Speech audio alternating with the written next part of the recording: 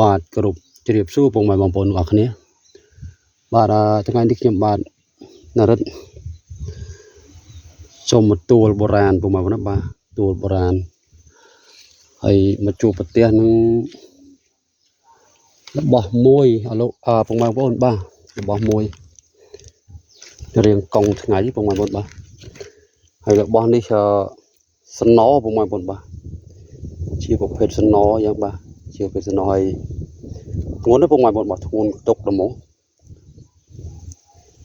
ជារបស់បុរាណដូនតាយើងបាទធ្ងន់ប៉ុណ្ណឹងទីក៏ធ្ងន់យ៉ាងហ្នឹងបាទនេះរូបរាងចឹងឯងបងប្អូនបាទហើយឲ្យបានចិត្តមើលទៀតដឹងសំណនឹងស្អីប៉ុនធ្ងន់យកតែម្ដងប៉ុនខ្ញុំកាន់មើលខ្ញុំថាសំណបងប្អូនបាទចាំមើលខ្ញុំយកកបិតកោសមើលទីមើល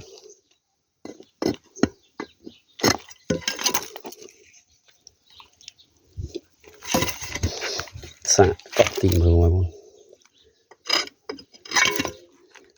អូកបិតសំណមែនបងប្អូនបាទជាប្រភេទសំណនេះធ្ងន់ណាស់បងប្អូនបាទនឹងសំណអីទេបងប្អូនអើយបាទ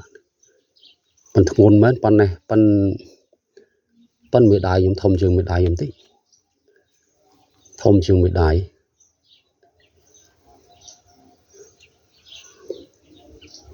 ប៉ុនធ្ងន់មែនបងប្អូនបាទធ្ងន់កដុកយកមែនតើ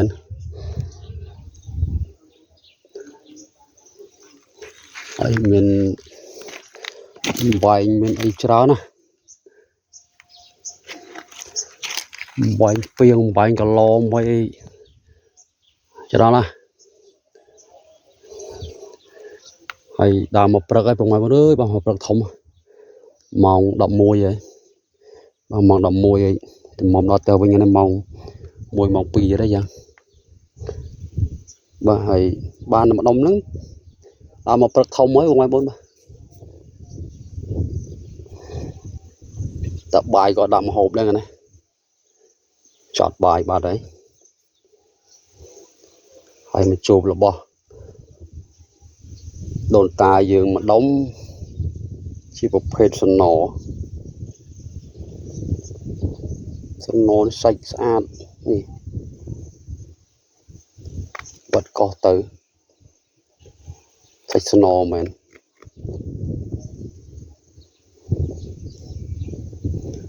ធំជាងមេដាយបន្តិចបងប្អូនបាទ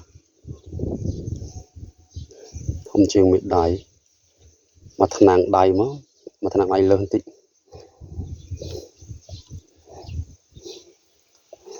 បាទហ្នឹងហើយអរគុណច្រើនពុកម៉ែបងប្អូនគ្នាបាទដូចមានតែប៉ុណ្្នឹងទេ